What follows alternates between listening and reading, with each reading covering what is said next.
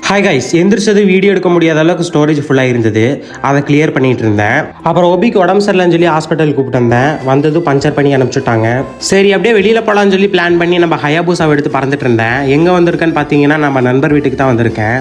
அவனோட பெட்டான முயல் குட்டிகளை எல்லாம் காமிச்சிட்டு இருந்தான். சரி இவங்கெல்லாம் யார் யாருன்னு கேட்டா அண்ணன் அண்ணி நாத்தனாரு மாமியாரு மாமனாரு ஓரகத்தி சக்காளத்தி அப்படின்னு முரசல் ஆரம்பிச்சிட்டான். சரி நம்ம நண்பர் வால்ல போஸ்டர்ஸ் எல்லாம் ஒட்ட ஹெல்ப் பண்ணலாம்னு சொல்லி உட்காந்துட்டேன். கடைசியில பார்த்தா என்ன யாராச்சும் ஹெல்ப் பண்ணுங்க அப்படின்னு சொல்லி சொல்ற மாதிரி ஆயிடுச்சு. ஆள் எஸ்கேப் ஆயிட்டான். இதான் ஃபைனல் அவுட்புட். மொத்தம் 2 வால்ல ஒட்டுனேன். ஒரு வால்ல ஒட்டினதை வீடியோ எடுக்காம விட்டுட்டேன். அவனுக்கு டாட்டா புரு சொல்லிட்டு ஒபிக்கு சிறப்பெல்லாம் எழுதி கொடுத்துருந்தாங்க. அதெல்லாம் வாங்கிட்டு வந்துட்டு லீட் கோல்ல ஒரு சம் போடலான்னு பார்த்தா சுத்தமா கான்சென்ட்ரேட் பண்ணவே முடியல.